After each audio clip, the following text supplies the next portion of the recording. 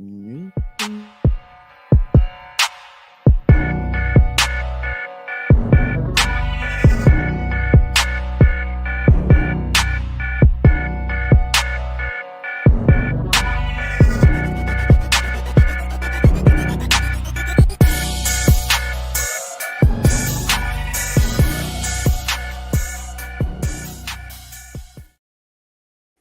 Peace and greetings.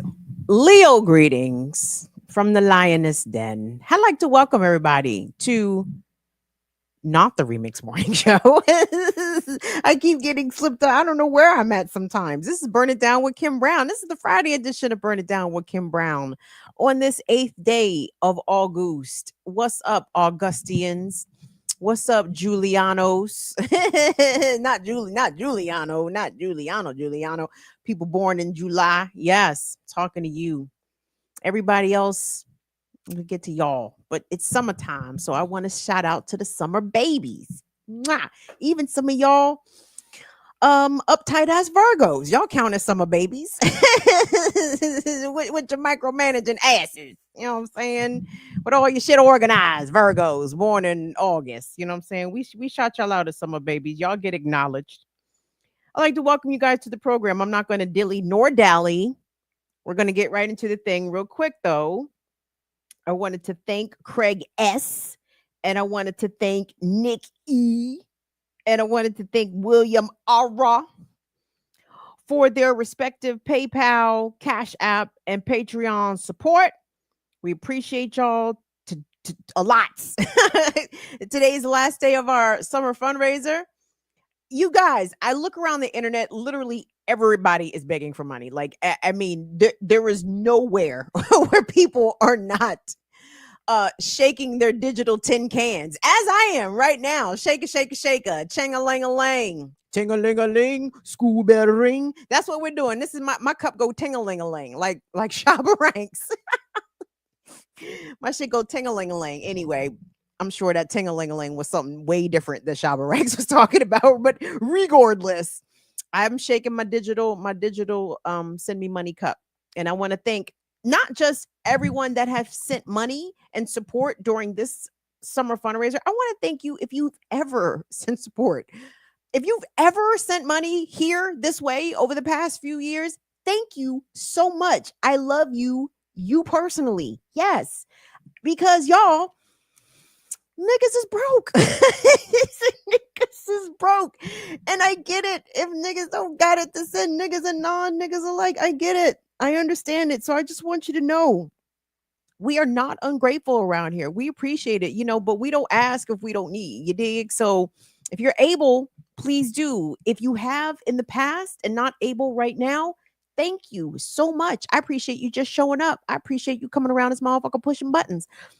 That means the world to me, like Tony Braxton. You feel me? So thank you. All of that. So thanks to everybody that has already, will, and whatever. So we're going to get right to the program here, y'all. Because y'all know around these parts, around the BIDWKB side of the YouTube and Twitch streets, shout out to Twitch, everyone watching us on Twitch. Y'all know that we think that cops ain't shit. Okay. And that's usually for good reason. Historical reasons, sociological reasons, cultural reasons, hell, even criminology reasons. Cops ain't shit.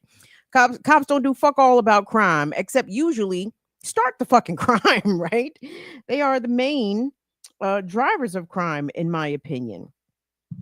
And lately, gang, the Federal Bureau of Investigations, the FBI, has been taking a series of L's. And I just wanted to take a few moments to point out some of those L's because sometimes the magnitude and the overwhelming nature of the problems that we are facing down all the way from, where is this country going? Where is the society going? Where's the planet going? Where's the environment going? Like, we're looking at a lot of really big issues staring us right in the face.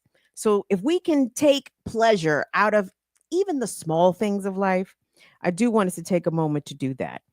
So the Federal Bureau of Investigations, we know, formerly, what was the FBI? The OSS, or was the OSS the CIA? I don't fucking know, nor do I care. Crackers were involved, okay?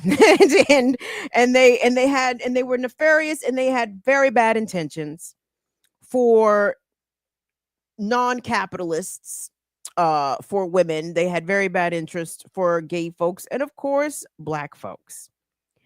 And I want to let you know, here in the state of Maryland, where we have a lot of black Democratic leadership, including our black governor, Governor Cantaloupe Head, and the first black woman senator from the Maryland, not as progressive as advertised state, Angela Also Brooks.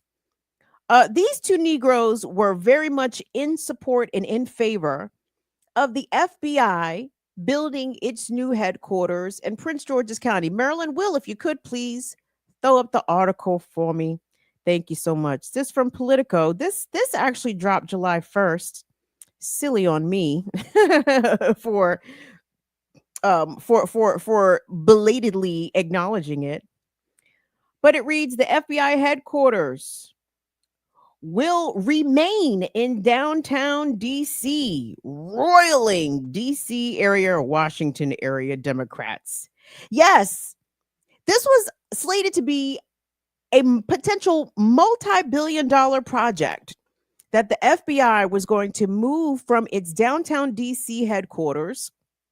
I think at the Ronald Reagan building is where it is. And it's very, very apropos that the FBI is currently headquartered at the Ronald Reagan building, because the fucking building is falling down all around their face. There's shit falling down. They got nets out in front of this raggedy ass. No, it's not the Ronald Reagan building. What the fuck? I think I heard that dumbass shit from Trump. No, it's the J. Edgar Hoover building. Silly me. Of course, it's the J. Edgar Hoover building, right? What did Trump say about them moving to the Ronald? I don't even give a fuck what Trump said. Here's the important shit that Trump said. Trump said, you bitches, you FBI bitches, and I think he did say bitches, you bitches are not getting a crumb, a fucking penny to build a new building, a new campus, a new multi-billion-dollar campus in suburban Maryland, in black ass Prince George's County. Okay. Maryland Democrats, Westmore, Angela Also Brooks, Glenn Ivey, all the rest, Chris Van Hollen, all these bitch ass niggas, all these niggas was so excited. They knew this fucking project was coming here. And why did they think that the project was coming here? Because the Biden administration had given approval for the funding. It was in the budget. It had gone through the process in spite of opposition from the Virginia senatorial leadership. What's them niggas' names? Tim Kaine. What's the other nigga? Mark Warner, right? I knew the white man was not going to let me down. I knew the white man. How did I know this? Guys, haven't I been saying this for months? I knew. I did not want, to be clear, I did not want the FBI headquarters coming to Prince George's County, Maryland. I don't want the FBI headquarters anywhere. I don't think the FBI should exist, but that's neither here nor there. We all given the hand that we have been dealt, there's no way I want an influx of thousands of more. We don't need no more of that riding around the streets of Prince George's County. Plenty of bacon. There's plenty of uncured ham riding around the DMV. PG County did not need rando fucking hundreds, maybe even a couple thousand or a few thousand federal agents just up and down Greenbelt Road, up and down the Baltimore Washington Parkway. Get the fuck out my face. And of course, there's a bunch of coon ass niggas, these Democrats saying, oh, it's gonna add so many jobs to the county. It's going to add so many jobs to the county. Oh, all of our local restaurants and businesses will have all the lunch crowd from the FBI campus headquarters. Get the fuck out my face. I need y'all to think of better shit to do, better ways to spend our resources than fortifying the fucking police, okay? Fortifying federal law enforcement. If you had $10 billion or however much the project was slated to cost, if you got $10 billion for the feds, you got $10 billion for PG County, period, point blank. If you wanted to make an investment in the county, you could do that, absent of further in encompassing the goddamn federal law enforcement apparatus into our communities. I disagree with that. So I want to commend. Can I shout out to Trump? Am I allowed to do that? Hey, every now and again, bitch niggas get it right. And I like to shout out to Donald J. Trump, nigga. Don't get a pig shit. Now you want to get arrested, the pigs, other things, and not whatever. But I appreciate specifically the president not getting the FBI a motherfucking thing. He told them, motherfucking, y'all sit your asses right there at the J. Edgar Hoover building with the shit falling down all around your head. Stay your ass right there. You don't get no more money for no campus. And I said, thank you. Thank you so much. So that's one way that the FBI has taken the L this summer. But the announcement came also from the president. I want to say it was this week that a number of FBI agents, especially those that were party to some of the January 6 investigations, he's told them people to kick rocks. In fact, the acting interim director, Mike Driscoll, I believe his name was, the man who was there before the appointment of or the confirmation rather of Cash Money Patel. Cash Money taking over for the 99 and 2000. Cash Money took over from Mike Driscoll, and Trump done put Mike Driscoll ass out along with some other senior FBI leadership. In fact, there is talk that the Trump administration wants to push out hundreds of FBI agents with the assumption that they will, recruit some of the new cadets coming out of Quantico. But apparently, you just don't get to be an FBI agent the way you get to be a cop out here, the way you get to be a local cop. It's not just 6 weeks at the academy and then they give you your gun. Or rather, you don't get to be an FBI agent at the speed that you get to apparently be an ICE agent these days, right? All you have to do is, I guess, be 21, and that's it. I don't even think Trump is making potential Homeland Security agents and ICE agents. They probably ain't even got a piss clean out here. They just hiring any old fucking body, which is probably exactly what's going to happen with the FBI. And, on some level, I'm here for it because the FBI, I think, has also been tapped by the Trump administration to participate and to go along on ICE raids. So it's double fuck them. But I love the fact that the FBI, they have their own union, I think, or their own industry organization that speaks for them, the FBI Agents Association, whatever the fuck. They're all upset and and bemoaning the fact that Trump is likely compromising our level of national security, which I probably would agree with. I think that a lot of places around the globe, perhaps a lot of different entities, maybe mean not nice things for the United States homeland or for our infrastructure or even for some of our elected officials. I think the United States is very vulnerable for some sort of attack. But I'm not the one to be describing terrorism out here because I think that the police on the streets of the regular ass domestic police on the streets of our communities is terrorism. I think Black kids getting killed is terrorism. I think Black people being brutalized is terrorism. So, but anyway, I guess they talk about international terrorism coming from the outside inward. But regardless, no, it's been a significant amount of time since the United States has had a terrorist attack on the homeland. And with Trump pulling resources from hither and thither, literally taking their eye off the ball to focus on this bullshit mass deportations and unjust immigration removals of folks, probably is making the country a little bit more vulnerable. But here's the funny thing about what the Trump administration has revealed or continues to reveal to us is that sometimes the killer is calling from inside of the house, right? I want to show you guys a video, okay? And I want you to keep in mind one thing here. I'm sorry, Will, I went a little bit out of order. My apologies. No, actually, let's go here, actually. Fuck it. Yeah, the Texas Democrats sheltering in Illinois.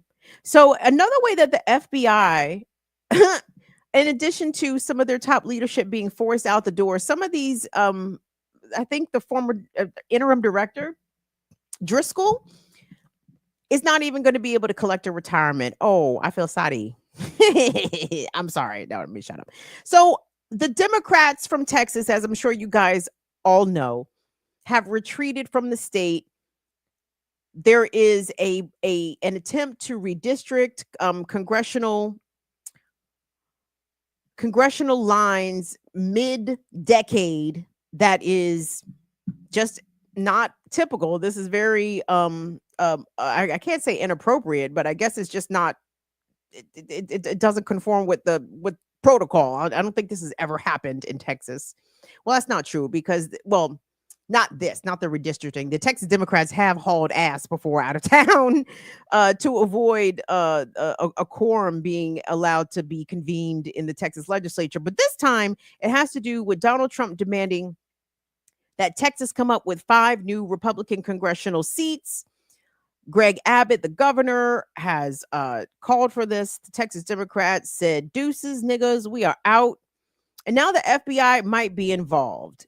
And I think this would be a very goofy use of Bureau resources. But if it continues to make the FBI look bad, I say go for it. Will, let's go ahead and run that package, please.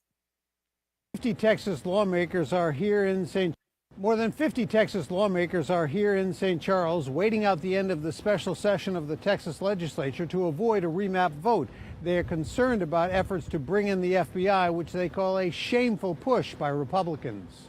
One day after waking up to a false alarm bomb threat at their hotel, Texas Democrats are now bracing for possible FBI involvement in the effort by Republicans to force them to return to Texas. To now bring the FBI in to hunt down Democratic elected officials from Texas because we're using a constitutional right we have to break quorum. It's disgusting. Representative Busey got served with this civil warrant by the Texas House Republican leadership during a quorum break in 2021. A similar one has been issued this time, but it is only enforceable in the state of Texas. Now Republicans want to expand that authority to Illinois and other states to compel absent Democrats to return to the House chamber so Republicans can call a vote on redrawn congressional maps. Texas Republican Senator John Cornyn sent this letter to the FBI director requesting assistance in locating the lawmakers. Today, he said that request was granted. This threat of trying to haul members in through the power of the federal government, the Trump administration, is not like anything that's ever been suggested or happened before. And so I think that's why people need to be anxious and nervous in this time. It's not at all clear that they have the authority to do something like that when we're talking about a civil warrant, really akin to a contempt violation from a different state. ABC 7 chief legal analyst Gil Sofer says that may explain why in Cornyn's letter he specifically noted, I am concerned that legislators who solicited or accepted funds to aid in their efforts to avoid their legislative duties may be guilty of bribery or other public corruption offenses. That would make it easier for the FBI to get involved. Governor J.B. Pritzker dismissing all the FBI talk as grandstanding. The reality is that all that he has said, Cornyn, is that the FBI has been authorized to locate the Texas House Democrats. Nothing more. So for now, Texas Democrats can only wait and see what happens next. Any FBI involvement with criminal warrants would likely have to go through the courts. In St. Charles, Craig Wall, ABC 7 Eyewitness News. It would absolutely have to go through the courts if they wanted it to be legal. If the Texas lawmakers, if Greg Abbott, the governor, if John Cornyn, the Texas senator, are asking the FBI to actually go and not just go locate the Texas Democrats that are camped out in Illinois or New York State, not just go locate them, but go bring them back. I mean, there's only one way to do that, right? You can only retrieve them by force. And then under what authority does the FBI have to execute a state warrant? And is it even a warrant that Greg Abbott is issuing? I know that a lot of this is a lot of posturing and a lot of this is a lot of political theater that I don't even like to get into, because at the end of the day, it's not going to make a hill of beans, right? To the average everyday person. On some level, I can respect, I suppose, the stand that some of these Democrats from the state Democrats, let me be clear about that, because I think state legislators maybe have a little bit more sincerity to their causes, to their plights. To me, they're more answerable to their constituents in far more than Congress people or senators are, right? So I do, on some level, respect the flight, the fleeing from the state of Texas. Though I have to say, I understand that America has always been fascist on some level, and perhaps Trump's ratcheting up of the fascism is not that far of a deviation from what America's always been. But I've said this to you guys before, and I want to underscore it. I don't ever want to lack the imagination of the terrible things that not only this country is capable of, but those that are in power are capable of. Okay. And I lived under Joe Biden, Barack Obama, Bill Clinton. I've seen Democrats do very not nice things, but the level of cruelty enacted by Republican administrations, though the Democrats do try, they try, and sometimes they're able to keep up right there neck and neck with the Republicans, with the GOP when it comes to cruelty. But this shit right here, is finna be interesting. If the FBI does decide to go and arrest these Texas state lawmakers, I appreciate it on some level because it further delegitimizes the FBI as an institution, right? And as much as we abhor Trump as an obvious demon, which he definitely is, he is making the country lose credibility, making the institutions of this nation lose credibility, destabilizing the legitimacy of the educational institution, with getting rid of the Department of Education, making these universities capitulate to his will. He's also delegitimizing the state, like his pardoning of the J6 hostages, of the J6 patriots, as awesome as I thought it was. You know what I'm saying? Like a lot of regular thinking people are like, hey, those folks are convicted felons and criminals. How are they just getting pardons like this from the president of the United States? Like, Trump thinks that his MAGA cult is deep in deference to whatever it is that he does, but I don't think he understands that some of these folks are actually starting to wake up to wake up from the spell, wake up from under the hypnosis of Trumpism, and they're like, wait a fucking second. Like, if this this shit don't look right, it doesn't look right. And if the FBI decides to go and pursue criminal whatever, if I mean, I don't see how they can even go do anything, but the fact that they're even talking about it, I think is worth noting, because you can't put shit past crackers, let alone these crackers. And then when you got brown and black faces in places who are willing, able, and enthusiastically ready to serve the cracker agenda like Cash Money Patel is, man, listen. Man, listen. Hold on. There was something else I wanted to get into over here as it portended to the Earth BI. Oh, yes. Because the caller is coming, the killer is calling from inside the house. So, in lieu of, speaking of J6, there was a J6 attendee by the name of Jared Wise, Wise. Jared Wise, himself a former FBI agent, happened to show up at January 6th, right? And he didn't just show up at J6 as a spectator. No. This Gerard Wise showed up as a very willing, enthusiastic participant. And this gentleman, in spite of himself receiving a Trump pardon, as it because I think this guy Jared Wise actually was convicted of a handful of charges connected to the J6 insurrection. Trump pardoned him before he was to be sentenced, so I don't think he even served any time in jail. Did I mention he's a former FBI agent himself? Okay.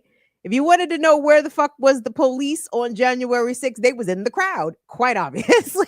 They were in the ones that weren't getting punched in the face, and the ones that weren't eating bear mace. Oh, they were in the crowd participating, having a grand old time.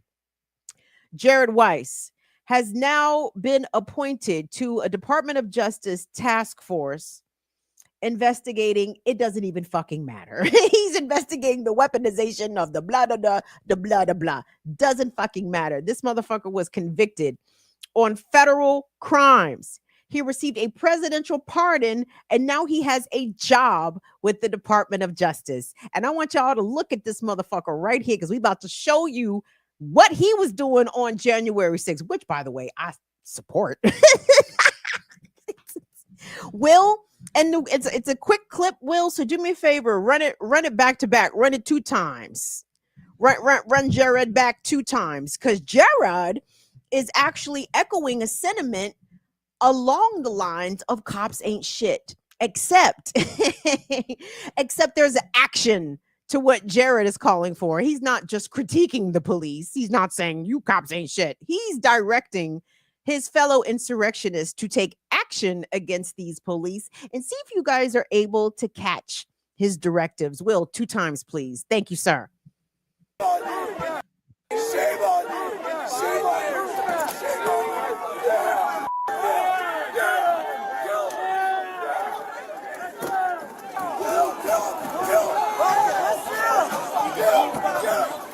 on you.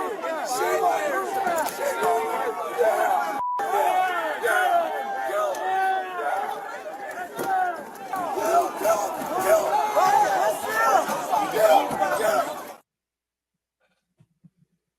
Meet the Department of Justice's newest employee joining their task force on the weaponization of whatever the fuck.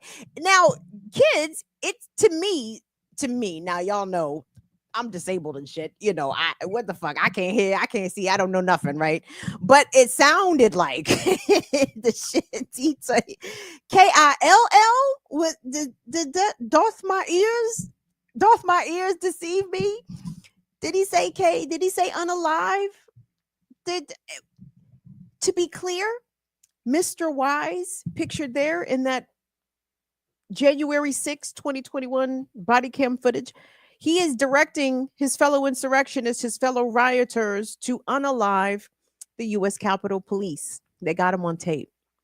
Not only did this white man, this clearly violent white man with federal training, not only did he receive a presidential pardon, he now has got a federal job. And you wonder why we want to burn things down in America. You wonder why that when the president talks about this will be an administration of meritocracy, that wokeism is over. People won't be put into position simply because of their race and gender. Baby, that's all this country has always been, but make it for white men. All Trump is doing is righting the ship, as it were, is realigning America's course and its destiny to provide the opportunities for the folks it was only intended to provide opportunities for, and that is cis hetero white men. Christian, likely. Mr. Weiss, I'm sure, if he's not a Christian, perhaps he is a devout follower of one of the other Abrahamic religions, but definitely not a Muslim. Right? But he could probably, he worships a God, but the point is this: if you're a connected white man in America, good luck failing. It takes effort to fail as a connected white man in this country, and a white man with connections, a white man with resources. Good luck failing. Even brushes with the criminal justice system are not enough to fully disqualify you from moving up in the world. This guy was an FBI agent, Jared Weiss. Now he's been appointed to a Department of Justice task force. It sounds like a promotion. And they have him on camera telling people to kill the police. Please burn this fucking place to the embers, okay? I don't want to see anything standing in America once we get finished. And we got to call it something else. Cannot continue to call this the United States. It's got to be called something else. But I can't live this way, everybody. None of us can live this way. Anyway, I digress. Hold on. This is not about me or you. This is about the FBI hiring felonious rioters to join their very important work. Trump vowed to eliminate the swamp, eliminate the deep state. And to be clear, I understand what a lot of this shit is. Everything that Trump has done over the past couple of weeks has been efforts to distract us from the Epstein files, right? This is also an attempt at that distraction. And I would imagine to get rid of as many FBI personnel who may have seen or had some sort of hand in putting the Epstein files together. The people that know that Trump is all in this motherfucker, right? Trump wants those people gone, which I actually think is a pretty stupid move, because then what's to stop them from disclosing things that they've seen? Oh, well, they can't talk about stuff that they worked on. Well, I don't know if you've noticed this or not, but it's 2025 and there are no rules. These are the terms set forth and laid out by Donald Trump and his minions. Okay. See, here's the fucked up thing. Here's the thing that Trump and MAGA seem to forget. If there's no rules for him, then there's no rules for anybody. If there's no rules, if Christy Nome and Pam Bondi and all these bitch ass niggas don't need to adhere to the rules, then baby, ain't no fucking rules. Then nobody needs to adhere to the rules. I hope these ousted FBI agents come out and start singing like canaries. Sing a song, sing it loud, sing it out proud. We want to hear everything in the Epstein files. We want to hear, we need to know, not everything. Obviously, I don't need to know the identities of some of the victims and stuff like that. I appreciate the victims who have come out and keep actually telling their story. It's incredible, and it's wild to see all these young white women with these allegations, and somehow MAGA whites are not putting this shit together. Y'all not putting it together. Oh, we want to protect the girls. We want to protect little girls. Okay, well, the little girls are telling you that it was Trump over there. Okay, but we need to see. we need to verify. Oh, now y'all need to verify. Y'all was willing to run up into the DC Pizza Hut and kick in the basement door looking for the children being held by the pedophile Democratic ring, but y'all need evidence, and like when trying to put two and two together with Trump and his admitted best friend. Okay, whatever y'all nigglets say. Hold on, wait, I just wanted to say this. So shout out to the FBI. You guys have had a shitty year, and I'm guessing that this year is probably going to get even shittier. May the J. Edgar Hoover building continue to fall down all around your desk. What else can I wish for you? I wish you be in traffic. I wish long traffic jams for you around the Beltway and on the BW Parkway, on the GW Parkway, for those of you that come from Virginia. I hope Trump continues to cut your funding. I hope Trump continues to install blatant idiots as your supervisors, amid the likes of Cash Money Patel and Dan Bongino. May you please continue to report to these folks, and then the amazing work that you don't do. Thanks so much. I like to thank. Oh, that's a different Jared. Wait a minute. Hold on. Now I gotta take pictures and blow shit up. Do it, y'all. Let me take a break. Thank you all so much for coming through, making it do what it do, baby. We do have a Jared M. Thank you, Jared M. for sending money. Jared, it's not a diss to your namesake, homeboy. That's what I'm talking about, Gerard. You get the Gerard treatment here, Gerard. Jared Weiss. But I kind of appreciate Jared Weiss, though. Hold on. Let me not be too hard on Jared Weiss. Jared Weiss was giving the people a mantra we might need to look into. You know what I'm saying? We need to ask Jared Weiss, what is his motivations? Why were you down there? Why were you encouraging your fellow whites to open fire on the U.S. Capitol Police? How did you finesse a job out of it? Is it just from being white and male? Tell us more. I'm interested. What if Jared Weiss is doing interviews? Maybe we should reach out. info@fbi.gov. Is Jared doing interviews? Because I have questions. I have some questions, okay? Because I think I'm I think I'm respecting the game a little bit, to be quite honest.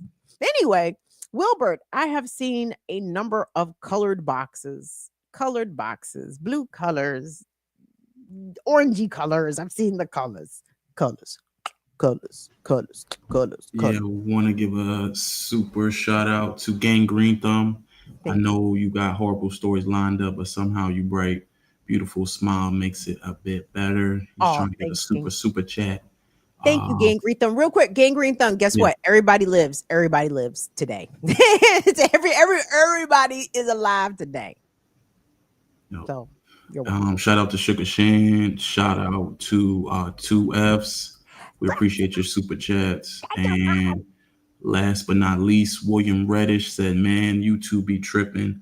They won't let me super chat trolls. I guess he's trying to get the trolls the blues, but keep giving the trolls the blues. I'm gonna give them on my end, and keep hitting that like and subscribe." Thank you, William. I appreciate you. Thank you for your new patronage. By the way, thank you. Shout out to Sweary Fairy.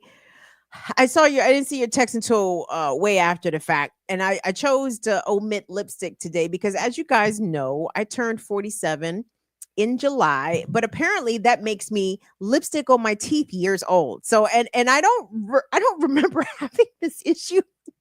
I don't really remember having this issue as a younger woman.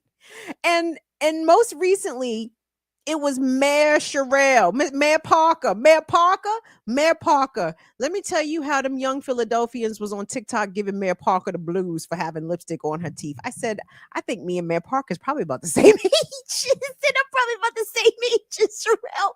Why are we putting lipstick on our teeth, guys? What is wrong? What is going on? I mean, aging, yes, but nigga, there's still a 4 in my age. Okay, like I'm sorry.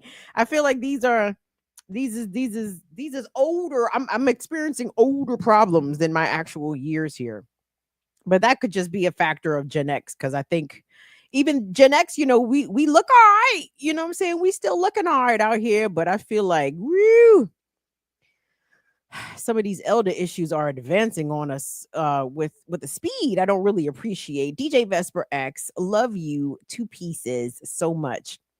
Vesper, where did you come? Where I thought about something that you said. Hold on, maybe it'll come to me. I can't remember if I put it in the show or maybe it was a story that I meant to put in the show. But anyway, thank you, Vesper X, for your support. I truly appreciate it.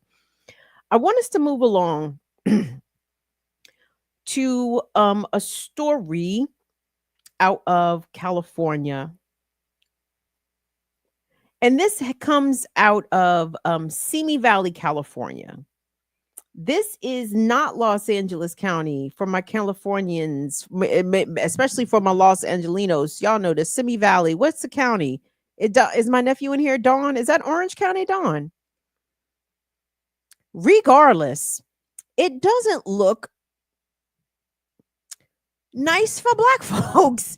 Just for some perspective, Simi Valley, California, after Rodney King was severely beaten by I guess it was LAPD or Los Angeles Sheriffs. I'm sorry, the agency. I can't remember immediately, but one of those the squad full of crackers. When they were trying or the trials for those officers that beat Rodney King, they moved them out of LA, actually out to Simi Valley to have a more white and conservative jury pool of which to acquit those officers, right? So there's that. So there was a story that happened on Friday, August 1st. And I want us to actually, do I have the, yeah, well, we're gonna look at that first one. We're gonna look at the package because I have questions, guys, and I want to know in 2025, as Black children still in an unbroken circle or an unbroken linear line from our arrival upon these raggedy ass, well, no diss to Turtle Island. The continent itself is not raggedy. The colony is raggedy. Upon our arrival to this raggedy ass colony, Black children have never been exempted from or been allowed to not have to face or endure very violent racism, okay, from their fellow peers, from other children, usually white children, and black children experience virulent racism from adults, from white adults, right? It's crazy to me when I hear white people, especially the MAGA ilk, talk about why slavery, why Jim Crow, why the legacy of segregation and brutal racial apartheid shouldn't be taught in our public school history classes because it's too much for children to deal with those heavy topics like that. It makes some of the kids feel bad to hear about those terrible things. Well, it would shock you, Susan, to know that black children in the 21st century are still experiencing those terrible things. So yeah, I think Connor can deal with a little bit of uncomfortability for a week in history class. So anyway, Simi Valley, California, Friday, August 1st, at the Regal Theater, movie theater. Young 18-year-old kid, his name is Michael. Mike was out there hanging out. Mike bumped into some of his classmates and a physical altercation ensued and it ended up making the news. So I want us to go to, I think this is NBC Los Angeles. Let's go ahead and get the story. Will, thank you. Video appears to capture the moment Michael Robinson says a group of more than half a dozen young men attacked him. It happened outside a local theater in Simi Valley late Friday night. And I ended up yelling, like, help me. So somebody helped me, and they backed off a little bit, and so I took the opportunity to run away. He says a friend happened to come by in a car and drove him home. One of the alleged attackers is the son of a Simi Valley police member. Simi Valley police said, we can confirm that one of the juveniles on scene is related to a member of Simi Valley Police Department. Michael says he suffered a concussion, broken teeth, and other injuries. He tells us he does not want what happened to him to happen to anyone else. And they were just yelling at me, just racial slurs. I was fearing for my life, honestly, because I was only getting hit in the back of the head. And I didn't know if I was going to make it out of there. I'm going to give the media outlet the benefit of the doubt because that was the TikTok cut and it was cut very tight. But I don't like the fact that this young man's injuries were sort of put towards the back of that package. A concussion and broken teeth to me sound like serious injuries, especially when we're not talking about a physical confrontation involving any weapons, right? We're not talking about any knives, any shootings or anything like that. If I got a concussion and got some of my teeth broke and I'm a teen, and these injuries were allegedly caused by teens that I knew, if as the reporter, I think that should have been loaded a little bit more towards the front of the package. Just my opinion. But anywho, so that happened. And let me say this, that this young man has done a series of interviews. His mom has been interviewed. This young man seems like a very sweet kid.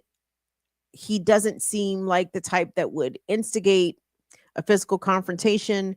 And this incident has brought out a lot of emotions in the Simi Valley community, especially amongst Black folks out there who say that they experience racially aggressive behavior from their white counterparts often. And if you did hear in the package, it mentioned that young Michael, the victim, says that one of his attackers is the son of a Simi Valley police officer. And that fact seems to have been confirmed not only by the police department themselves, but allegedly by the young man who was part of the racist mob that attacked this young Black teen. So at the Simi Valley City Council this week, the people them came out, okay? And there was a wide range of opinions being put out there, not only from adults, but a lot of kids showed up. A lot of the kids, I'm assuming from the local high schools, some people that were friends with Michael showed up to extend support in his direction and to bring to the attention of the city council, the Simi Valley City Council, in case they didn't fucking know, that the community is racist as fuck. That is racist as shit. And SoCal, if I have that wrong, please correct me in the comments, in the chat. I'm here for correction, but my cracker senses is tingling, nigga. I know. I know the areas in which black folks, I mean, Simi Valley sounds like sundown town kind of locations in California. People think that California doesn't have sundown towns. Yes, they do. Yes, they do. Yes, they do. California, like Maryland, not as progressive as advertised. Yes, the fuck they do got sundown towns in California. For those that may not know what a sundown town is a concept that does it originate in America? Is this an American only concept? I know they did the sundown towns in South Africa too, but I guess like apartheid and all the other shit, all the elite level white supremacy concepts begin right here in Los Estados Unidos. Okay, sundown towns, a concept throughout usually the South, but not exclusive to, where black folks were allowed to come to majority white towns to work and to labor. But when that sun started to go down, them niggers better not let that sun hit their back or else violence and consequences could ensue. That is sundown town. That is not even a relic of American history. Sundown towns are still very much a thing in 2025. I digress. So anyway, let's go to the Simi Valley City Council, everybody. I've got a couple clips here. We're going to hear from a few folks. Very proud of some of these young kids, by the way. I was looking at them. I'm like, oh, that sounds like my son up there cussing. I said, look at my boy. Look at my child. Look at my child up there giving the business to the motherfucking city council. I said, you go ahead, young man.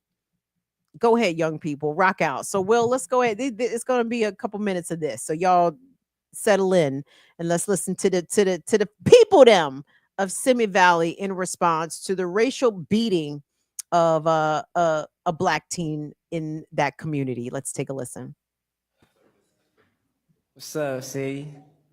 My name's Drew, and listen, I haven't written anything down. This freestyle high shit. Listen. Hey, this shouldn't even be an argument for real. It really shouldn't, cause we got Jonah Colado's son. Cuz, please, like your niggas Hey, begging for a please, nigga. You's a mark ass nigga on me, so just let you know, cuz ever try and threaten me again, nigga, I'll fucking murder you, nigga. You ain't gonna do a damn thing, cuz you and your homie got hey, Officer Collado. Please give him Officer Collado.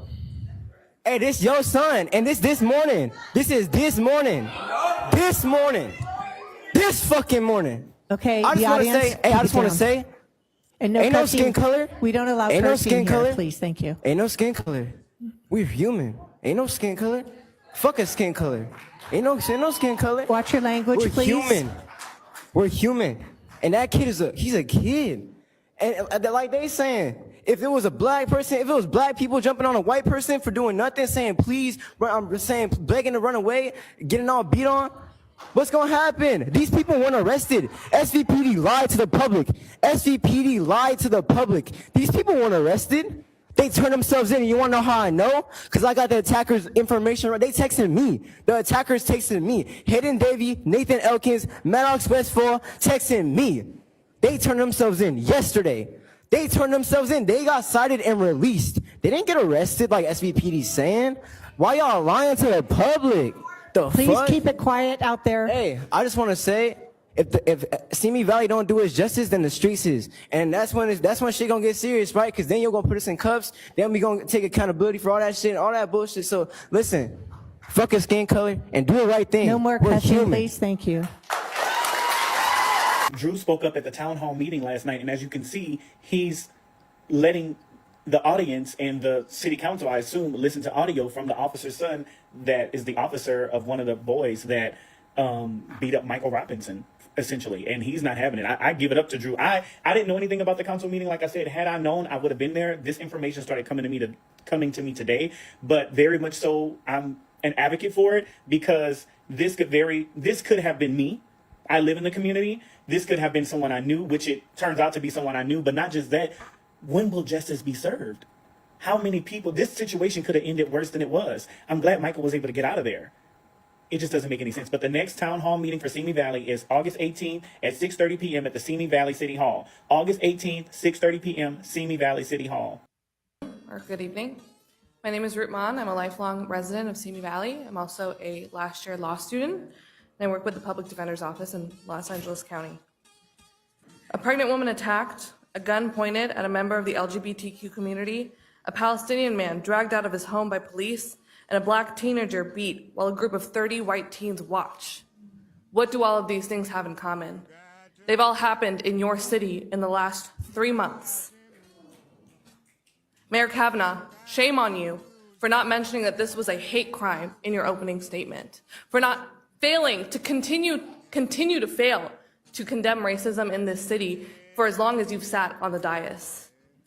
And Mayor Pro Tem Judge, not sure if you're awake right now, but we have not forgotten your racist and Islamophobic remarks. And we the people know that you're eyeing that mayoral seat. And we the people will not allow you to have it.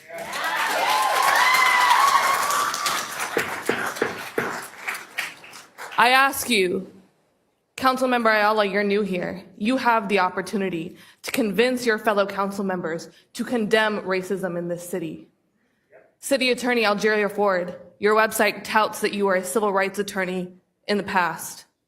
Use that knowledge and advise your council members to condemn the racism in this city and to advise the DA that this was a hate crime and to move accordingly.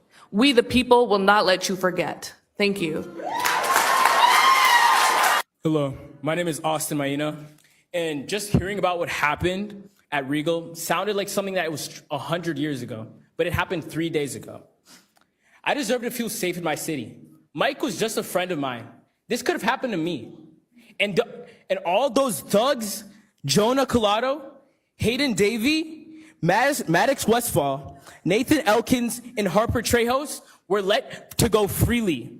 Had they been black, they might have been shot or arrested instantly. Those boys committed a hate crime. One of the worst ones I've ever witnessed in my life. And they were allowed to go freely. And then you have the police make a statement, a lie, saying they arrested 4 juveniles. They only cited 3, and they were let go freely right away. And they turned themselves in. And Jonah Collado, the son of Officer Collado, is allowed to just go freely. And he said he would do it again. He has no remorse. Absolutely none. Those boys, I wouldn't even call them boys. They're thugs. They're monsters. Evil. Such evil people. And I can't believe we have the city just not protect us. No justice. Sad. Hello, my name is Avery Estelle, and I'm the president of Simi Valley High School's Black Student Union, and an alum of Township and Valley View. Throughout my schooling in Simi, I have been a victim of racial prejudice, racism, by some of the same perpetrators, Maddox Westfall, Hayden Davey, Jonah Collado, Nathan Elkins, that a young black student named Michael Robinson faced last Friday. Chief Charles Stephen Shorts, an acting sergeant-at-arms, racism is an ever-present and especially present in the town of Simi Valley. Hate crimes cannot continue to be swept under the rug. On behalf of the black student body of Simi Valley, we demand justice for Michael Robinson and every other person who has been victimized by this mob of white, privileged men with access to the same system in charge of prosecuting them and protecting their victims. In blatant reality, if the circumstances of these events were switched, if one white child running for his life from a mob of black men had been chased, beat, and spewed racial slurs at, and that had been recorded, this town would be on fire. Charges need to be filed, arrests need to be made, and no young black man would be safe or protected in his own by officers if it was his doing. A hate crime is defined by the Department of Justice as a crime motivated by bias against race, color, religion, national origin, sexual orientation, gender identity, or disability. This was a hate crime. a crime motivated by bias against race. Emmett Till's mother left the casket open to let the world see what they did to his boy, her boy. The world has seen what they've done to this boy, and we now demand action. Martin Luther King and Malcolm X were both civil rights pioneers for very different ways. Choose which one you want. The casket is open. It's your move. Good evening. 2 weeks ago, I was here advocating for my Hispanic friends and neighbors. Today, I'm here advocating for my Black friends and neighbors. This is a constant issue, and we need to get ahead of it instead of reacting to it, right?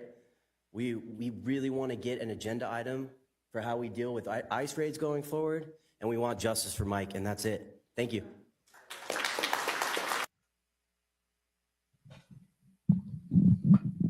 It was a 4-hour-long meeting there at Simi Valley, and I want to commend especially the youth, the young Black kids. Did y'all see my child? Y'all saw my son speak first, cussing and shit? I said, that's right, baby. Mama said it's fine. Don't pay attention to the people. You cuss. My man said he's about to freestyle and shit in front of the city council. I loved it. Let me say this real quick, y'all. I feel for the young man, period, Michael Robinson, the victim of this beating. I've seen subsequent videos, interviews with he and his mom. Apparently, there were videos recorded of his beating that were circulating. I didn't see them, nor did I even bother to look for them. I mean, you tell me that a Black teen was beat by a group of white thugs. I said, well, that's very on brand with America. Like, I don't even know if I need to see video evidence of that, because that is a generational rite of passage, I suppose, for certain groups of folks here in this country. But guys, I want y'all to juxtapose the beating that we heard Michael took from the individuals that he allegedly took this beating from. By the way, Jonah, Hayden, Maddox, Nathan, and Madison absolutely sound like a group of thugs, okay? Jonah and Hayden, the leaders. Maddox sounds like the muscle. You know what I'm saying? Absolutely. Where's Ross and Chandler? They must be the lieutenants. Like, I mean, thuggery. That absolutely sounds like Simi Valley thuggery to me. Jonah, Hayden, Maddox, Madison, Nathan, Connor, Chandler. Like, yes, absolutely. A group of roving thugs, no question. But as much fervor has been across America basically since October 7th about anti-Semitism, we got to legislate anti-Semitism. We got to make sure that we cut down on anti-Semitism. Can't have our Jewish folks out here feeling unsafe. Absolutely. I disagree with anti-Semitism wholeheartedly. Where is that same energy for anti-Blackness? Where is that same energy for racism, right? Where is that same energy for Islamophobia? Like, it doesn't exist. Like, oh my gosh, there is a segment of the whites that have been persecuted by who? By other whites. Yes, we know, but we must protect them from the browns and the blacks, because even though it was the whites persecuting this other group of whites, we can't have brown and blacks. You can't have brown and blacks. We just can't have brown and blacks. Okay, where is the energy for the anti-Black racism? It's not there. It doesn't exist. And it's just another example of the glaring hypocrisy of this country about who gets protection in this country, who doesn't get it, and who has never gotten it. Okay, Black people have never gotten it. Black children never get it. And for this group of alleged white thugs to go around using racial slurs as the backdrop, as the premise for assaulting this young man, I mean, that is as American as apple pie. Like, that has always been the case. And again, when you eliminate American history from public school classrooms, you omit this history. These motherfucking white thugs, do they even understand that they are participating in continuing a long lineage of white terrorism, white domestic terrorism against Black folks? Maybe on some level they do. I actually think that they probably feel it epigenetically, right? It's in their fucking DNA. How could they not feel it? That's what they daddies, they granddaddies, they great granddaddies. That's what the fuck they've been doing. They've been shit kicking niggers and spicks and gays and shit for generations. This felt very natural, I'm assuming, to these white kids. The one white kid, being the son of a police officer, had the audacity to get on social media and pop shit the next day, dropping the N-word. Hold on. Did y'all hear Jonah? Will, I might have to ask you to find that because Jonah was popping shit on social media. Jonah was like, yeah, nigga. Mark ass nigga, I'll kill you next time. Wow. Cop, son, officer, that's your child on social media making threats like that after being accused credibly and having documented the racialized beating of another classmate. Wow, Officer Krupke, whatever the fuck his name was. I can't remember what his name was. Some multisyllabic Italian something or other. But regardless, look at this. Where are the fathers, y'all? Where are the fathers? You ever notice that when black children, black teens, black youths do anything? I mean, I'm surprised Trump didn't roll out that line when decrying the scourge of youth criminality in Washington, D.C. after the big balls from Doge allegedly got beat up, which, by the way, sounds like fake fucking news to me, but whatevs. Okay.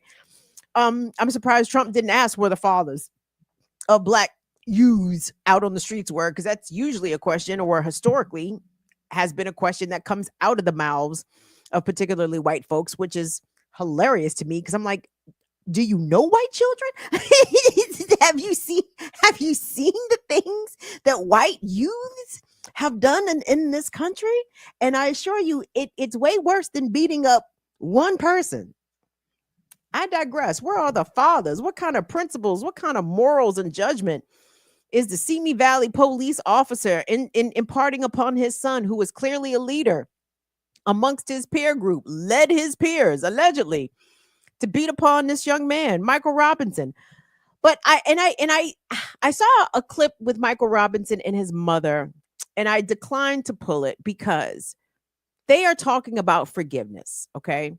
Michael Robinson, this 18-year-old kid who endured this beating, got his teeth broken, got a concussion at the hands of his white classmates, says that he forgives them. His mother also says that she forgives these young people, these young thugs. And I really wish black people would stop forgiving our attackers. I wish black people would stop forgiving our oppressors. I'm not in their situation. I'm not saying their willingness to forgive is wrong. I just disagree with it. Okay. And here's what I want to put out to Gen Alpha, Gen Z, as they say across the pond, Gen Z. Okay. Gen Z, Gen Alpha. Let Auntie talk to you for a second. Okay. I want you guys to know a beating of a black teen at the hands of white thugs is not something that happened 100 years ago, right? It's something that every single generation of black people that you know has dealt with, living and dead. Your parents have dealt with that. Your grandparents dealt with that. Your great-grandparents dealt with that. It's going to sound callous when I say it like this, but I'm Gen X, so you might be used to it. Y'all ain't special, okay? You are going to experience and endure and have to survive racial terrorism, just like every generation that preceded you has had to do. But the question is, Gen Z, Gen Alpha, what are y'all going to do about it? And that's not like a challenge. Like I'm not, when I say challenge, it is a challenge, but not like a, well, it's y'all turn. No. I want to kick a generational challenge to you, right? I was thinking about this earlier today. And I'm like, what could these younger generations who are experiencing the same thing that older generations have experienced before them, what is it that they could do different in order to combat, right?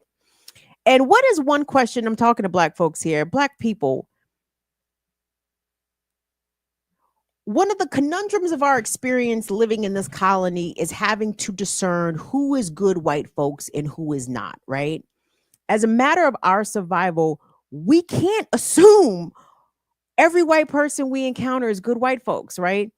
even if they're smiling, even if they're being nice. You can't assume that they're good white folks. Can't assume it. You have it takes time.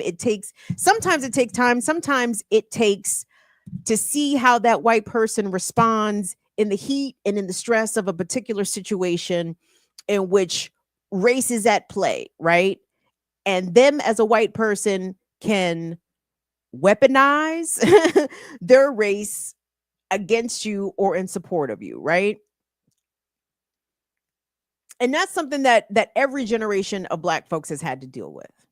So I'm like, okay, what about these kids though? Gen Z, Gen Alpha, with their skill set, with their access to technology, as the fucking kids love to tell us, well, it's different now because we've got technology. Okay, let's put the technology to work then. Okay, I saw this idea or this app concept where women were, I guess, giving ratings on men. Maybe this was particular to Atlanta. Maybe some of you know what I'm talking about. I can't remember if it was Don't Date 'Em Girl or some shit like that. But the mandem was getting their information in terms of, their name, their location, quality of man, I guess, quality of treatment. It's basically a way for women, hetero women, I don't know, for people who date males to be aware if the man they're dating is a dirtbag. Is he a cheater? Is he an abuser? Is he this? Is he that? Right? Fair or unfair, I don't know. What if we had a database for the whites? Let's call it the Cracker database, the Cracker Barrel, if you will, right? Let's play with the name. I'm not sold on the name, but it's basically this: we're rating white folks, okay? And if you are a teen, if you're a high school age, college age, and let's say you have a situation like young Michael Robinson was dealing with there in Simi Valley, and you heard the names, like apparently this group of white thugs, alleged white thugs, is well known, right? Because they was naming them off. It was Jonah, it was Hayden, it was Maddox, it was Madison. It was like, okay, well, let's rate them. Let's put them in the Cracker database. They get 1 star or maybe 5 stars, depending on your perspective. Maybe they are 5-star crackers. I don't know. But we have to start rating white folks. Like there has to be some sort of consequence here, because obviously we can't show up at every cracker's house and wholesale whip ass, right? Niggas is going to jail for that and possibly worse. Yes. So there has to be some sort of way to get the word out, right? So that Black folks nationwide or internationally even can look up in the Cracker database. Let me type in Jonah Cracker. Oh, Jonah's a terrible cracker out here. Jonah uses the racial slurs. Jonah has been accused of a racially motivated beating. Jonah's a bad guy out here. Okay, well, we know. If Jonah comes down here to put in an application at the Orange Julius, do not hire Jonah.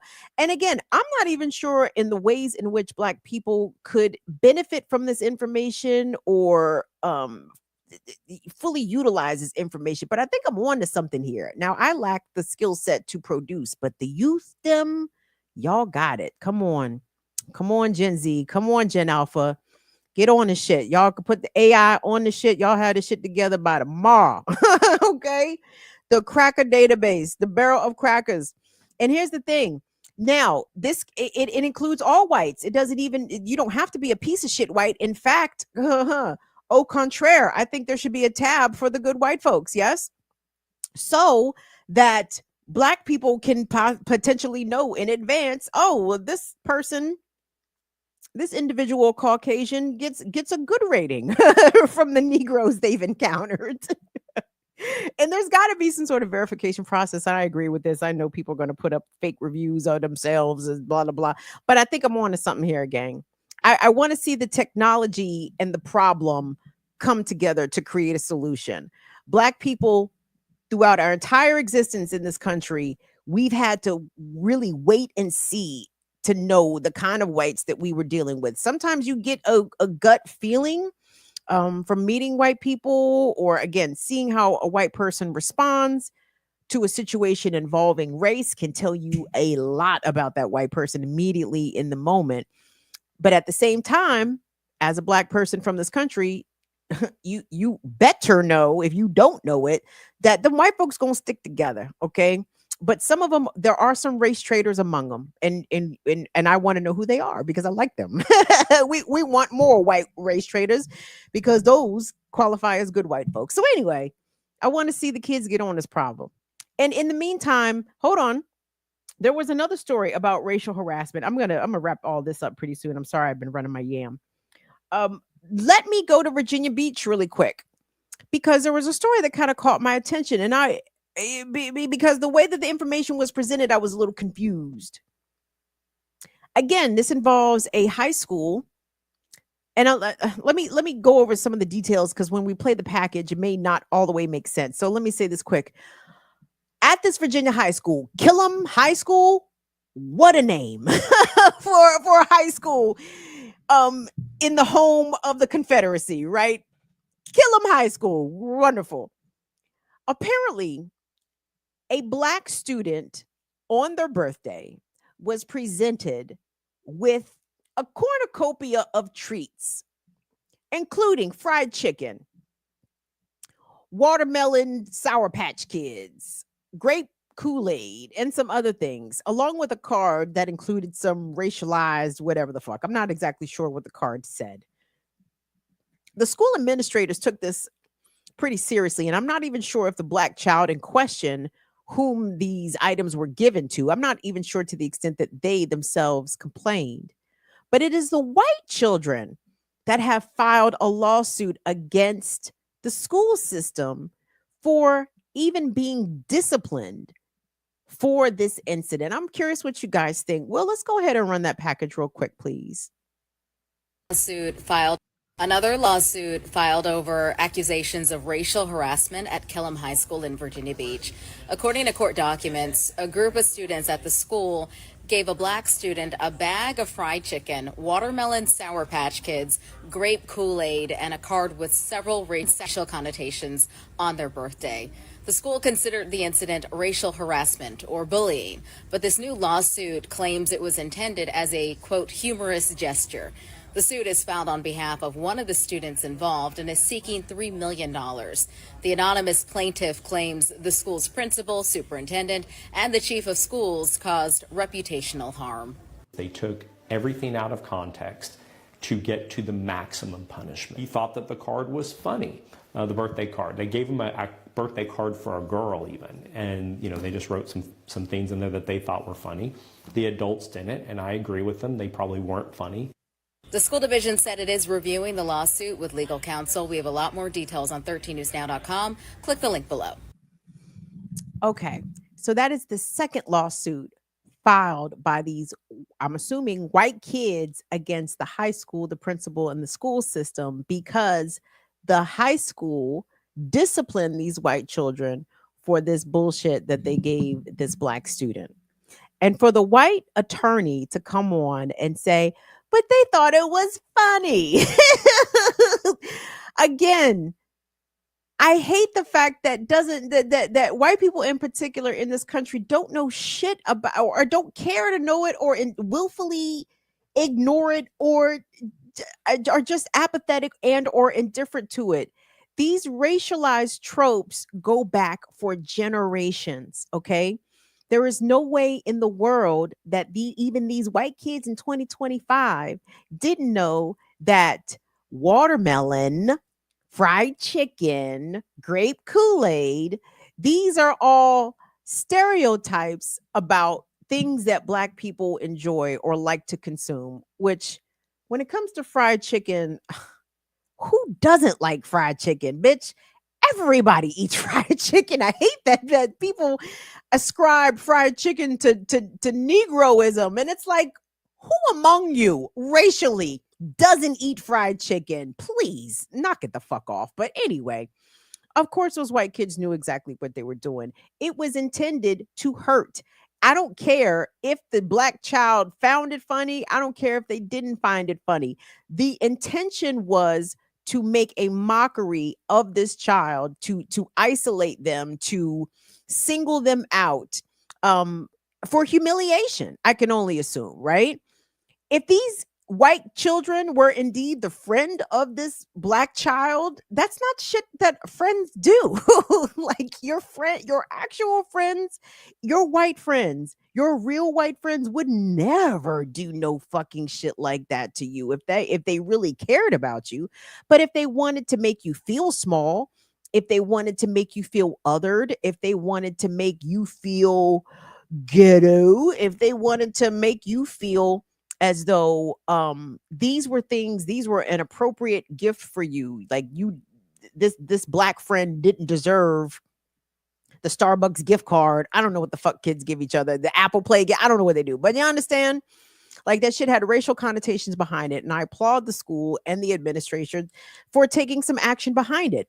Now, when the attorney talks about reputational harm, I kind of have to laugh at that because we live in a new time, everybody. I mean, racism is accepted in spite of the fact that these children seem to have faced some administrative discipline from their high school. What reputational harm? The president is a Klansman. Like, what are we talking about? Like, racism is in vogue again, right? I don't think that there are consequences for white people, for even white kids that do the racisms anymore, right? Think about all the stories that have come out over the years. Every single Halloween, can't wait to Halloween 2025. I wonder how many blackface costumes we're going to see coming from American high schools with majority white populations, right? I would love to know the follow-up stories to any of the any white children that has, for example, put on blackface, been outed on the internet, and their life outcomes went all the way down, right? I sincerely doubt that has ever happened. Okay, maybe temporarily. Oh, well, you didn't get into your first choice college this time around, Madison, but they'll let you in next year. Just let all the controversy die down and you'll be fine. You know your Uncle Jake has got a connection at the blah blah blah at the admissions office. Don't worry about it. Well, whiteness is going to take over for all these people, right? That complain about some sort of reputational harm or some sort of complain about cancel culture. Cancel culture doesn't exist for white people. It really doesn't. Unless it rises to the level of criminality. I'm thinking of even like somebody like a Harvey Weinstein, maybe. But then I think about all the J6 fuckers. They got pardons. Like, what are we even talking about here? What reputational harm? Racism is accepted. Racism has always been accepted. If anything, we may have had a brief period of, let's say, 30 to 40 years, maybe, in which white people experienced a temporary setback or reprieve from their life trajectory because of a racist comment or incident, right? It never really ruined anybody's life. It just temporarily set them back. It was a delay. We'll see how this lawsuit turns out. Speaking of whiteness, by the way, everybody, please like the video. If you're not already, subscribe to us here, Burning Down with Kim Brown. Still in the middle of our summer fundraiser. $ BIDWKB. That's us on Cash App at BIDWKB. That's us on Venmo. Thanks again to all of our wonderful patrons, all 133 of you all. We appreciate you, all that you do, all that you send in love and support. Patreon.com/BIDWKB and PayPal.me/BIDWKB. This next thing is not even a story. I saw this video and I had to show it to you because I don't even really have like commentary or analysis for it. I'm just like, wow. Look how amazing whiteness is when it's working. So let me set this up for you. I didn't even read the caption, but it doesn't fucking matter. I know what's going on. Let me set this up for you. You're on an airplane. This white man who his affect gives LGBTQ. And I think that matters because that's supposed to be the minority of the whites, right? Like the gays of the whites are like the minority, the oppressed of the whites, right? So This man might be considered to be in a oppressed class. He's I think, cisgender appearing white male, but his affect gives me gay, right? So he's in an airplane bathroom, allegedly smoking. That's a no-no. Okay? They have the police waiting for you at the gate once the plane lands if you're caught smoking in an airline bathroom, right? So the video starts with a stewardess confronting this man while he's in the bathroom allegedly smoking, okay? I can't tell the race of this lady. I asked Will what he thought she was. He said, and I quote, smoky white, which I don't really know what that means. He said maybe she gives Persian or light-skinned Arab. I'm not sure. You will, or she might be just regular white. Maybe she's not smoky white. I don't. Again, I'm not clear on what smoky white is, but we'll allow it. So anyway, I want you guys to watch at how this white man, who is clearly in the wrong, manages to flip that shit. What's the shit called? Is it Darvo, deflect, angulize, reverse? Take a step back. Who do you see? He fucking reversed this shit. I said, look at the white man fully realizing his white powers. DJ Vesper X, I want you to look at this shit. I want you to take notes. Okay, Vesper, you can do this shit. You can do this shit anytime you feel like it. That's why I want all my white friends to understand. Y'all can white any fucking time you feel like it. You can turn on that white power like that. This shit is amazing to see. So Will, let's peep this from the beginning, good sir. It's a hazardous fight. It's a hazardous fight. I was actually sitting on the toilet and you were opening the door. I don't care. Yes, I'm sorry about that. You can keep saying you're sorry, but I'm here I got all it. these Yes, cats. I got it. Yes. Okay, so it'll be on you, and I see you're recording. That's fine. Right You're not now. allowed to do that. Please record doing that. Did you put your hands on me? She just put her hands on me. No, she did Yes, not. she did. She put her hands on me. Why are She you tried to grab my phone. You're not supposed No, to be but smoking. yes, but she put her hands on me. I have a lawyer. I am a lawyer. Well, that's I fine, am but a lawyer. You've been smoking here. You know that very well, don't you? Yes, I'm sorry, but you do not put your hands on me. You do not put your hands on me. You do not put your hands on me. I have 25,000 followers. I have 25,000 followers that are going to watch this. Yes, I know. That's my bad. Yes, you did. You pulled it right over my chest. Yes, I have it on video. I was recording. So do you want me to release this, or you want to say sorry to me right now? Say sorry. Do not touch me. You do not get to touch a passenger. And I was in the restroom. You were opening the door. No. I'm actually going to call the police when I get back to the ground on you.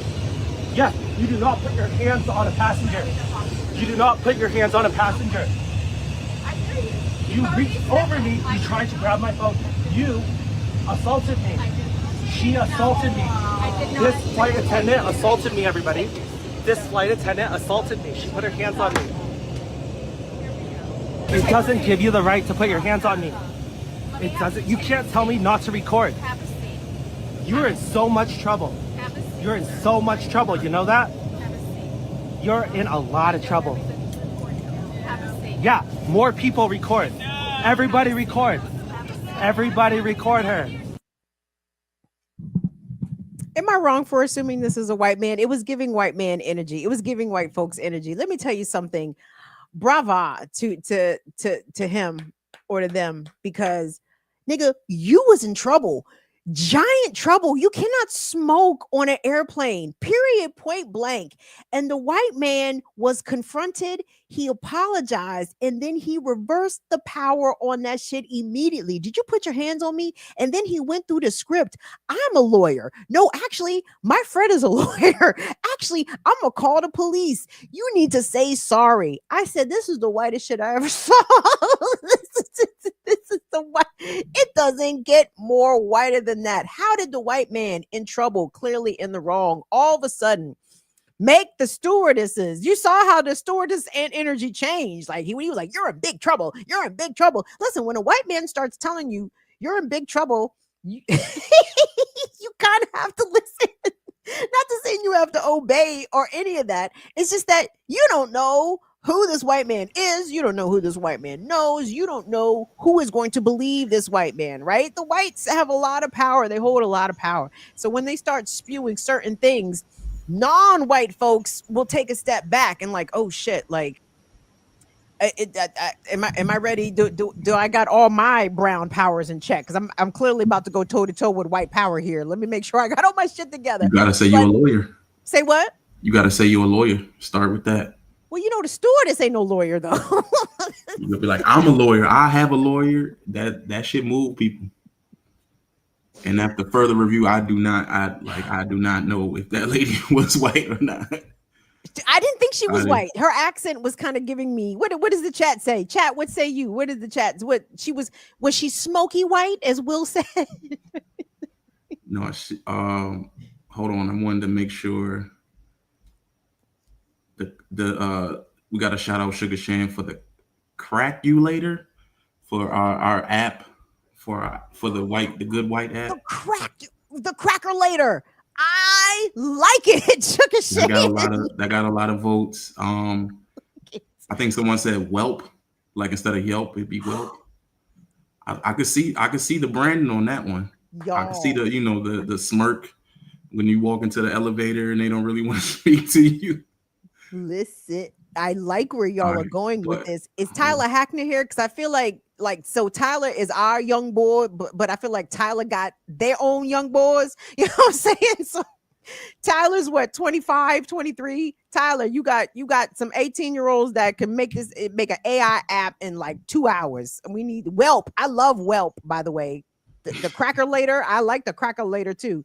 But Whelp is brilliant. I didn't know that there was light-skinned Asians. Apparently said that's what this dude is. Oh, this dude, he's light-skinned Asian? Yeah. Oh, he wasn't a white? It was giving white energy. Yeah. Oh, well then I'm sorry. My apologies to the whites. I guess I see East Asian Indian, Asian. Yeah. That's my guess. Yeah. I want to know why are we smoking in the bathroom at 2025? Like, I don't know if he was vaping. I don't know if he was actually had a whole cigarette lit. It's like he's addicted to the vape. That's so much so that he was recording. Apparently, he started recording and like, what was he doing in there? He was just doing a lot. I digress. He in the front of the plane blowing it down is kind of wild. It's giving a lot. But I know you're ready to push off here, Will. Let me get to the palate cleanser real quick here because we got 2 palate cleansers. Will, if you wouldn't mind popping up the article for me from The Guardian. Hold on, let me get to the headline here. Thanks you guys so much. Please like the video, subscribe to the channel. We really appreciate it. So wait, why is this not shit? Well, do me a favor. For some reason, Guardian is asking me for cookies. What the fuck? Get out my face. God damn it. So it's not let me see the headline. Hold on. Go away. I don't want your cookies, please. Why does everything want to cookie me? It's really annoying. Okay.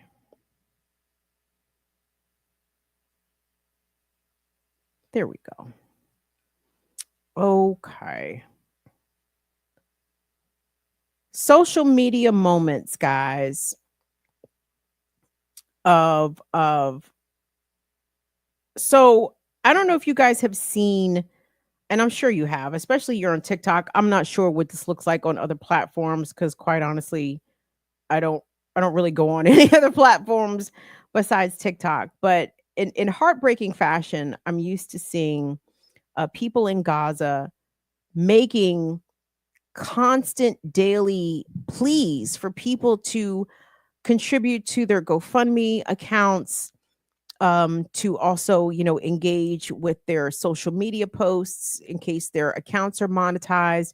Why is this? Because as we know, Gaza and Palestinians are facing a starvation crisis, a man-made starvation situation, catastrophe by the Israeli blockade of food, water, and medicine. So we have so many Palestinians taken to social media to try to raise money because the food that is available there in the markets are exorbitantly priced. Think $50 or more for a 1 pound bag of flour, right? And that price can vary. So over on Blue Sky, apparently, there is this lady that we all know, and her name is Molly Shaw. You guys know Molly Shaw. Molly works around here. And apparently, Molly has been doing incredible work that was featured in The Guardian. And at your leisure, Will, can you drop that link into the chat so the people can check out some of the stuff that Already Molly has dropped it. been. Thank you so much. So it says social media accounts of Palestinians. What does that say? Jesus Christ. Desperate for funds are being targeted, or pardon me, are being flagged as spam. Okay. So these folks are making social media accounts on Blue Sky again.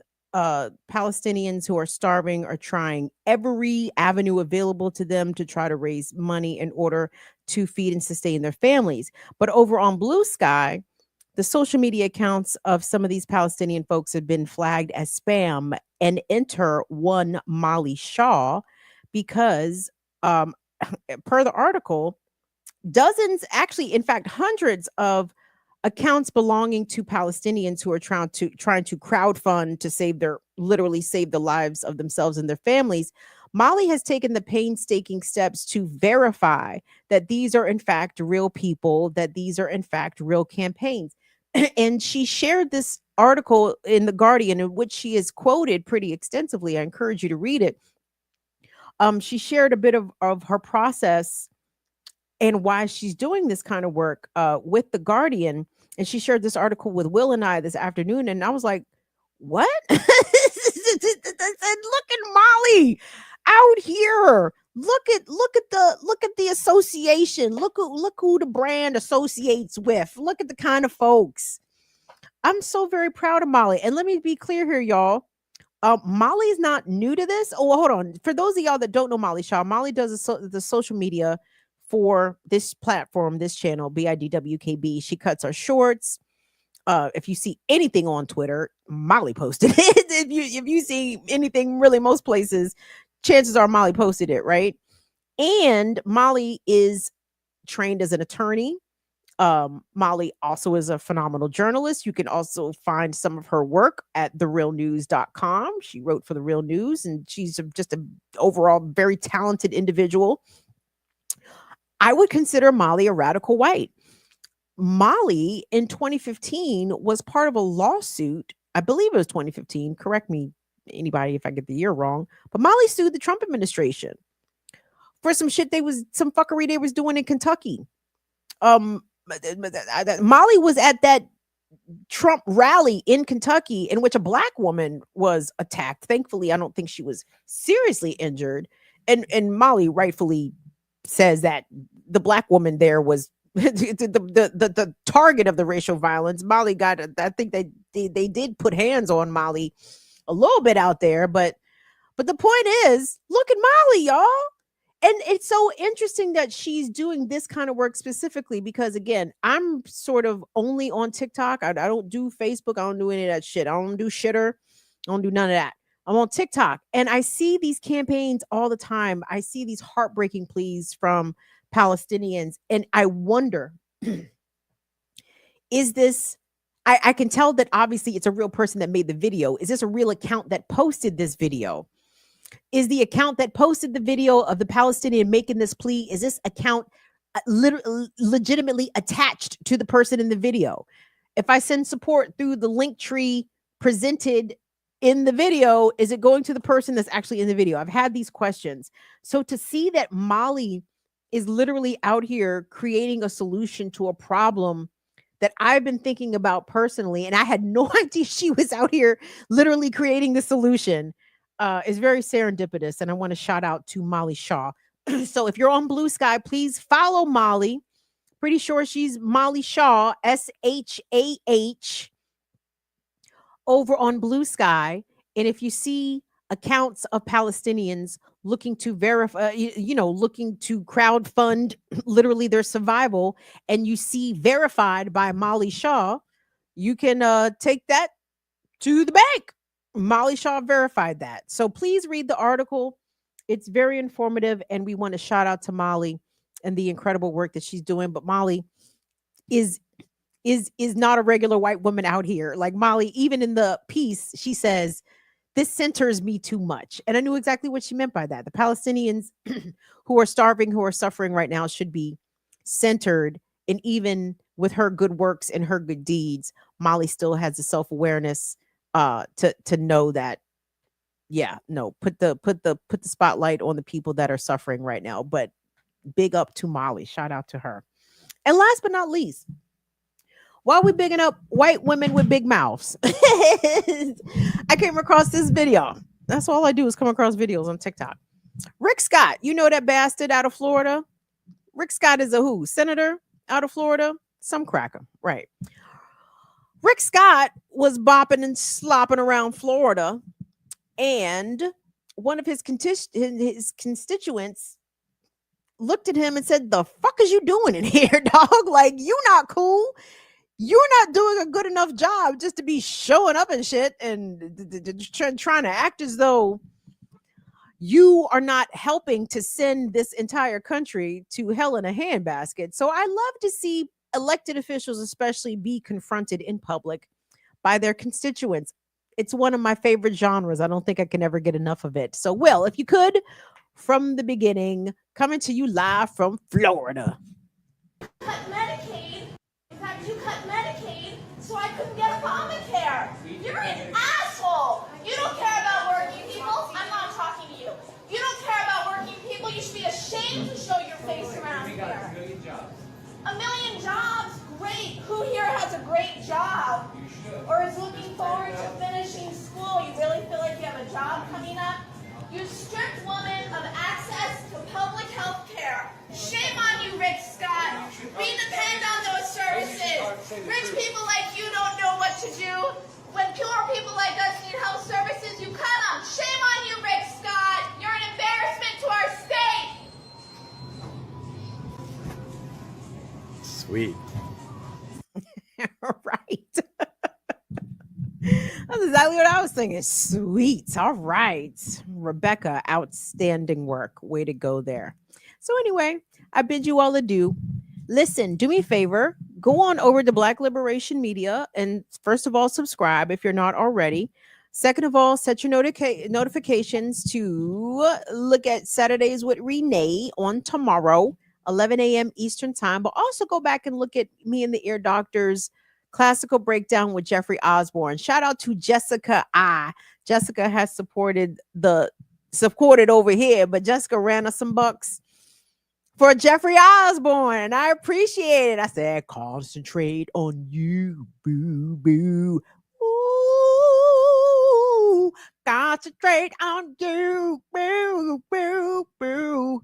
Y'all should go see Ear Doctor to give y'all his best Jeffrey Osborne. It is indeed outstanding. I really had a good time doing that episode with the Ear Doctor. So please go over there and check out the latest episode of Classical Breakdown. And on that note, gang, we're gone. So we will see y'all back next week. Please be safe out here. $ BIDWKB, Venmo at BIDWKB, Patreon and PayPal, BIDWKB, and the like. We appreciate you guys so much. Thank you so much to Will and Molly. Thank you so much to all of our wonderful mods in the Fire Fam doing the damn thing. Like the video on your way out the door. We're over 8,000 subs, y'all. We getting there. So thank you guys so much. And I'll see y'all later. See y'all later. Bye-bye, y'all. Peace, peace, peace.